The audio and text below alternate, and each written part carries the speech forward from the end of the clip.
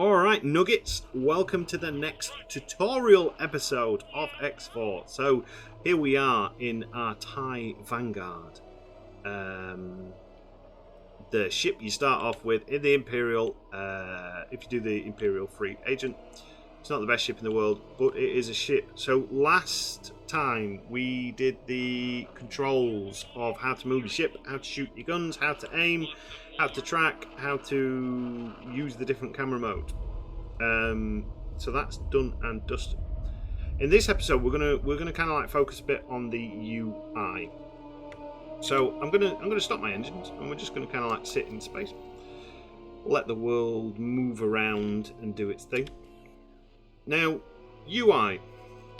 There's a number of different things you can do on here. You can select things on your mini map. You can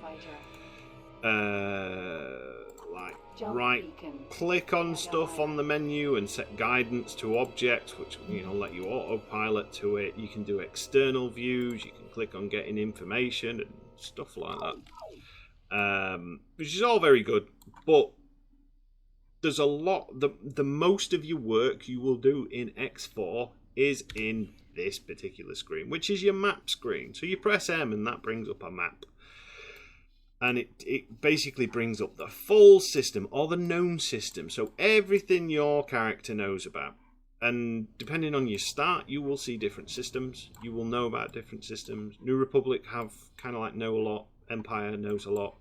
Imperial Ascendancy doesn't know quite as much from what I remember. ICG, they know a lot about kind of like what's going on in this side of space. CSA know what's going on this side of space and stuff like that.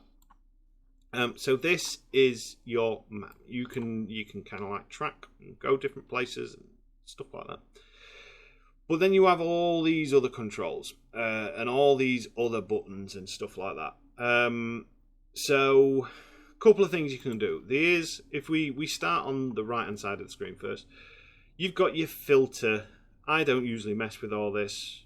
It's got like trade filters and stuff like that. You've got your legend. So if you're ever struggling on what something might be, it's got a legend here. It tells you everything, what every icon means. So if something's in green, you own it. Some of the stuff you don't really apply to this because it's not in the game, or it's part of X4, not Star Wars Interworlds. So you got all these kind of like icons and stuff like that, which can be quite useful if you're unfamiliar with something. Stuff like superhighways, local highways, they don't exist in SWI, same as the superhighway gates. And then often I will have this one up all the time. So this is the information window, and that will tell you any information of what you click on and select. So if I select this Sinar Fleet Systems Wharf, it tells me everything I know about this, which is not a lot, because if this system's grey, it means I haven't explored it. If it's a colour, if it's black, purple or blue, it means that there's some sort of resource in there. If I click in the system, it'll tell me everything I know about this particular system. So in Odd Mantell, it's got 200% sunlight. So if I'm building stations, which we'll go over in a later episode, I know what resources are in there. I know of 2 stations. I don't know what the main production is.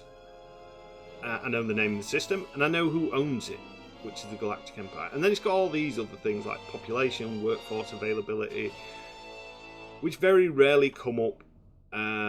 That's more when you can get really deep diving into your base station. So yeah, so this is this side, and as you can see, there's all these different things on the top along here. So if I select this Bounty Hunter Guild station, or let's select my TIE Fighter, so it gives me all the information about the TIE Fighter. So we've got how many hull points it's got and at what percentage it's at. We've got the shield, how many shield points it's got, what percentage it's at. Its cruising speed, its burst weapon output, its sustained weapon output, which basically means, you hold down the trigger, it drops significantly. Always use burst fire. its range, its crew skill, its radar range, and its boarding attack strength. And then you've got like who's piloting and what's in the storage. So it tells me everything. And then if I click on this, it gives me in-depth information about the crew, if I had any crew. So I can have 2 crew members. I currently don't have any.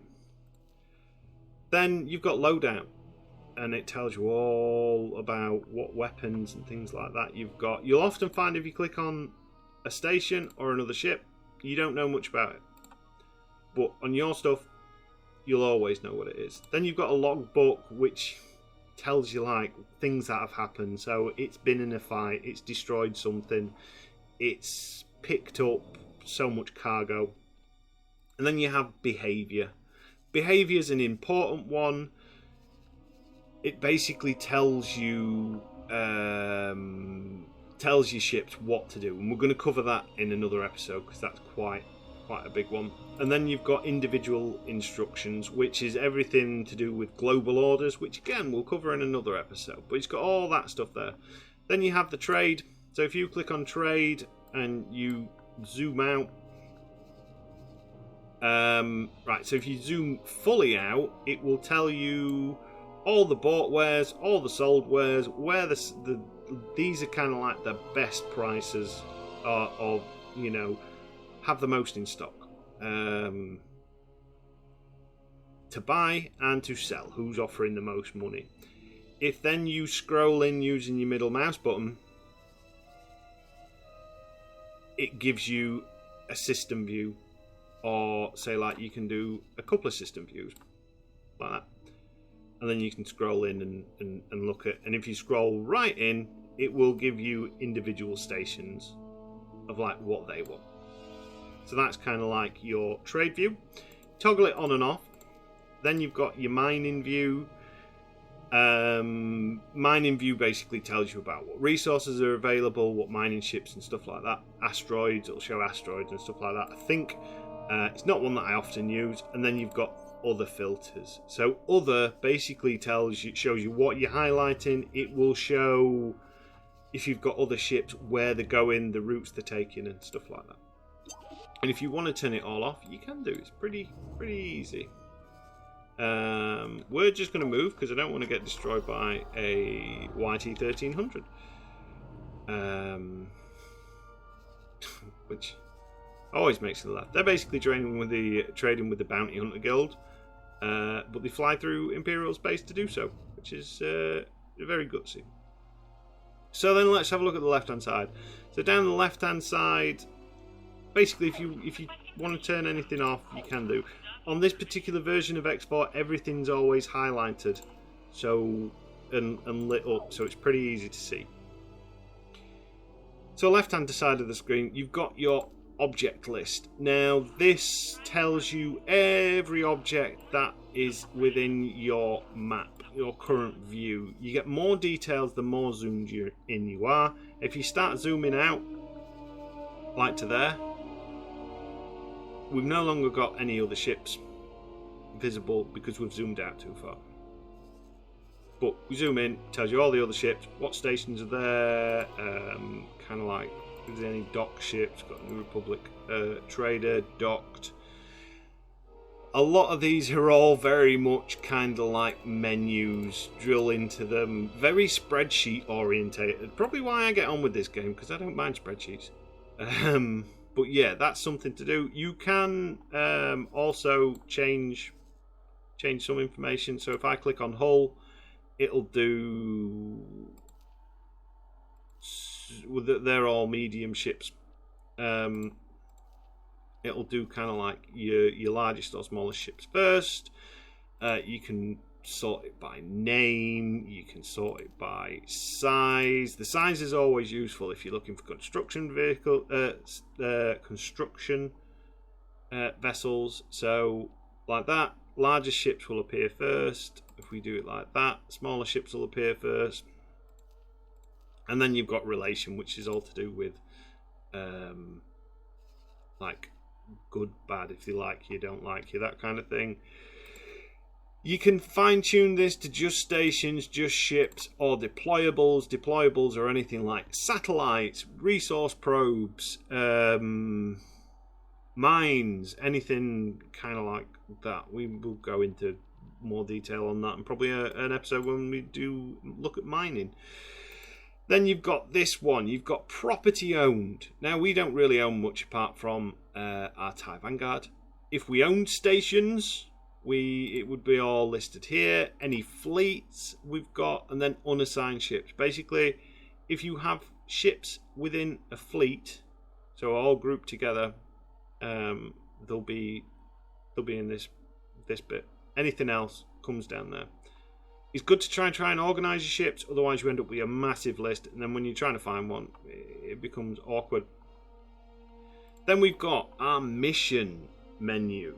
So this will tell you, and we're just going to pause it a second. To pause, it's break or pause break or whatever it is up near the top, near like your scroll lock and your print screen and stuff like that.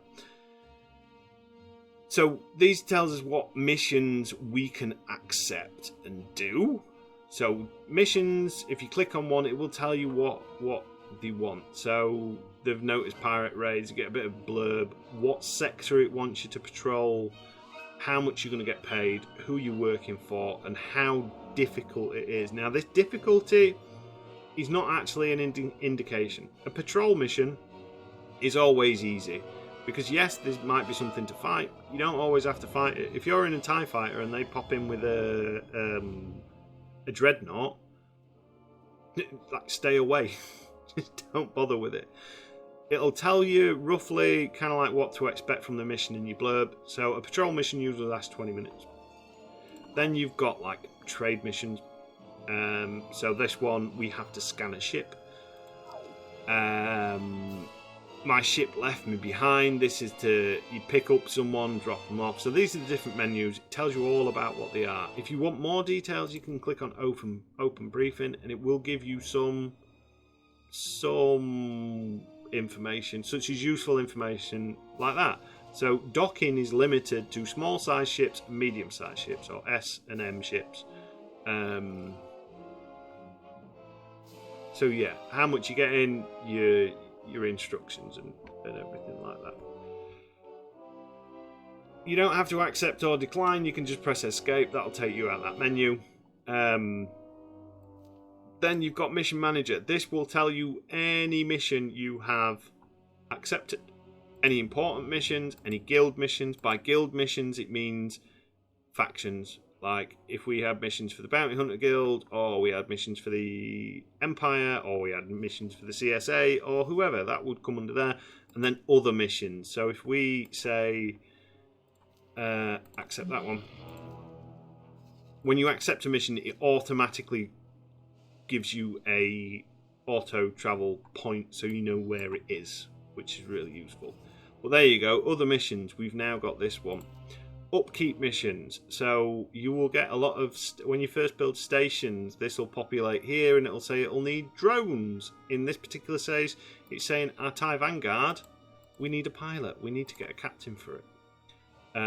If you want to set one of these to active, you can do.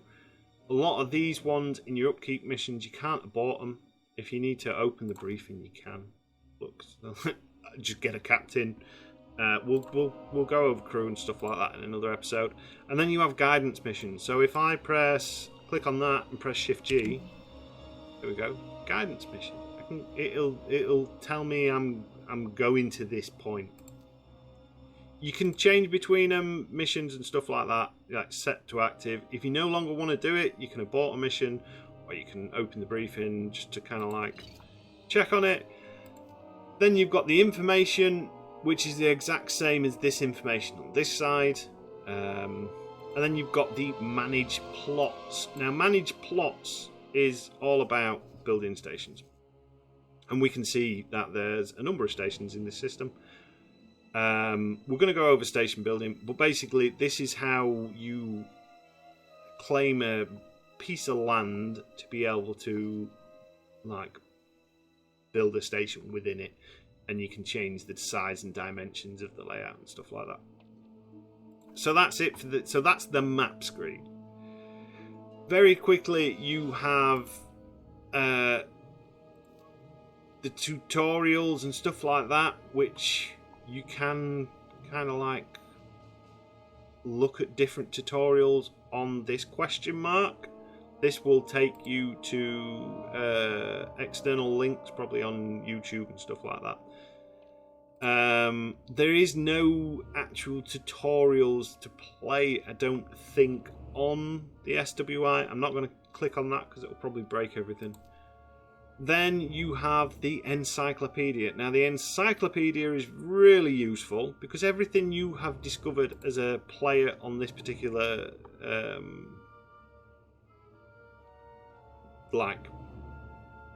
as you played along, it will tell you all the different modules. Like, what do you own? Like, so we own docking platforms, T-harbours, we own energy cell production. There's 43 unknown blueprints, so we've not come across those. So that's all really useful information to kind of like know. Ship entries, so what ships have you discovered? Modules, so like what modules do you know exist, own, have discovered, stuff like that. Then you've got your wares tab. This is really, like I said, it's all drilled down. So wares, and these will change the more stations you find and the more wares you come across. So we can go into wares, we can click on advanced composites, and it will tell you like how one unit is this. One unit of advanced composites is 32 meters. Not squared. M3 cubed. Yeah, cubed. I'm going to go with cubed. Correct me if I'm wrong. But yeah, so it'll tell you how much it takes up in your cargo space. What type of storage it is, because there's different things. So you have container, you have liquid, and you have solid. Solid and liquid is for like your mining materials. So if you're wanting to collect advanced composites, you need to make sure that your vessel has container storage, because not all of them do. A mining ship doesn't have any container storage. It's just solid. It tells you how it's made. Always keep this on universal. Oh, good. It used to be you could change that, but now it looks like you can't. But production method, it's universal, and that tells you how much it or what materials you need to make an advanced composite. And it tells you how much advanced composites it will make. So one cycle of 5 minutes will take this amount of material, and it'll make that. So it's really useful, the Encyclopedia. It also has different inventory wares and stuff like that, like what everything does. Tells you about all the different weapons, laser towers, turrets, resource probes, navigation beacons, different types of satellites, and all that stuff. The main useful ones I find are your races, not your races, sorry, your factions. So if I go on the Enote Federation, I know they don't like the New Republic, they're friends with the Imperial Ascendancy, and they're really hostile towards Galactic Empire, the Hutt Pirates, and the Mandalorian Raiders. So we kind of like know all these different things. It also tells you where the location is if you know. So if we go to the Galactic Empire, we're part of that faction. Our current HQ location, so where our big boss lives, Amala, is in Bastion. And they hate pretty much everyone. It's like there's never any enemies with the Empire. It's either we like it or we don't like it. As you level up and as you kind of like become your own person in this universe, you will either drop on this bit or you'll drop on that bit. So that's always useful to know. So that's your encyclopedia. You also have like different events and timelines and stuff like that. You can do ship comparisons and stuff like that. So ships that you know of, like I want to compare a Victory.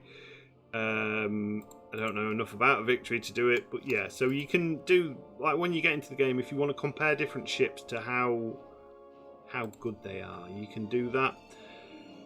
So that's that. Then you have ship interactions. This basically brings up your... so if I was to press enter, I'd get the ship interactions. So this tells you about... You can go to ship information, check your behaviours and stuff like that. Or you can deploy a satellite. You can go on flight assist. So...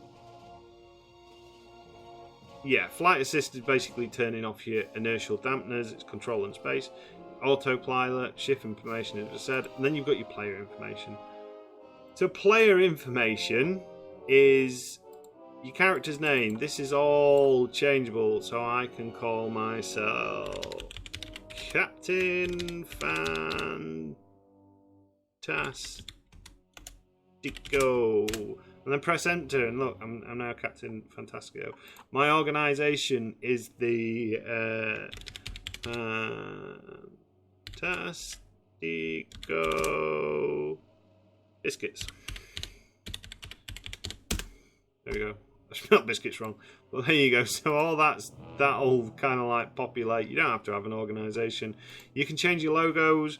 You got a bunch of default ones. Then you've got custom logos. I'll probably do a tutorial on how to do custom logos at some point, but there's some pretty cool ones. There's like funny ones. There's yeah, I think there's a logo that fits most tastes for starting out, your Mechanicum style. It gives you a little preview of what it might look like on your ship.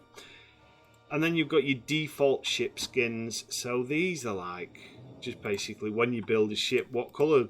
Some ships, not all ships, have different markings. So like, I don't think this is implemented on many of the ships, but you can basically change the colour of them. Then moving down your professions.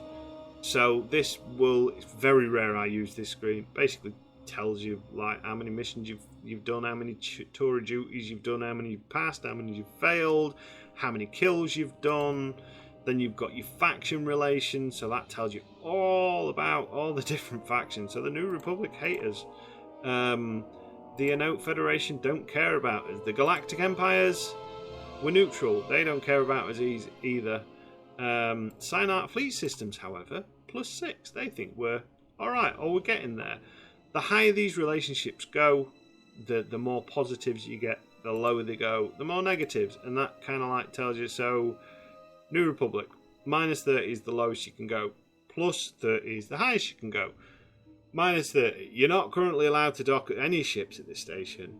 Ships and stations belonging to this faction will attempt to destroy your property. So if I fly near New Republic stuff, they'll try and kill me. With the Empire, because we're +1, they will let me have basic module license, civilian equipment, civilian ships.